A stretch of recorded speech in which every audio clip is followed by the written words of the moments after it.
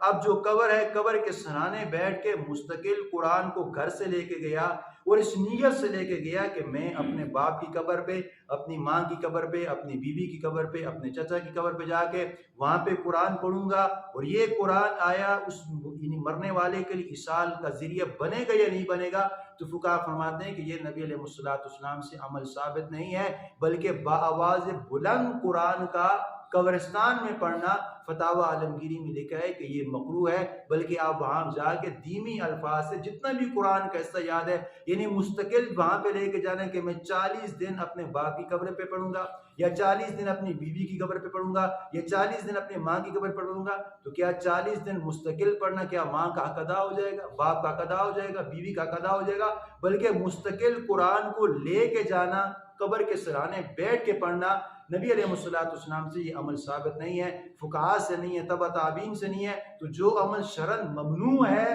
وہ ثابت نہیں ہے، تو فقہاء فرماتے ہیں کہ اس کے ارتکاب کرنے والا وہ سنت کا موجب نہیں ہے بلکہ وہ بدعت کا موجب ہے. اور وہی بات آ جاتی جس نے اسلام میں نئی چیز کو گھڑ لی ہے تو وہ سنت نہیں ہو سکتی، اس لیے کہ دین کامل ہو چکا ہے. تو جب دین کامل ہو چکا ہے، لقد کان لکم فی رسول اللہ اسوۃ حسنہ، کہ نبی کی زندگی تمہارے لیے بہترین آئیڈیل اور نمونہ ہے. اگر کسی نے بتا دی کہ وہ جاتا ہے میں بھی جاؤں گا، اس نے پڑھا میں بھی پڑھوں گا، تو یہ لکیر کا فقیر بن جائے گا، اس لیے کہ وہ سنت کے ارتکاب کرنے والا نہیں ہے بلکہ وہ بدعت کا ارتکاب کرنے والا ہے. تو مختصر بات ہے کہ قرآن کو مستقل صحیفے کو لے کے جا کے اس کے سرانے، اس کے پاؤں، اس کے درمیان لے کے جا کے پڑھنا، فقہاء فرماتے ہیں کہ قرآن کا صحیفہ وہاں پہ لے کے جا کے پڑھنا، مستقل طور پہ پڑھنا، یہ بدعت ہے. ہاں جو حصہ قرآن کا زبانی اس کو یاد ہے، اب میں جاتا ہوں، آپ جاتے ہیں، جو قرآن کا مختصر حصہ یاد ہے، سورہ اخلاص یاد ہے، اس کا ثواب اس کو پہنچے. آپ گھر بیٹھے جو پڑھ لیا، یا اللہ میں نے قرآن پڑھا ہے، اس کا ثواب میری والد صاحب کو پہنچا،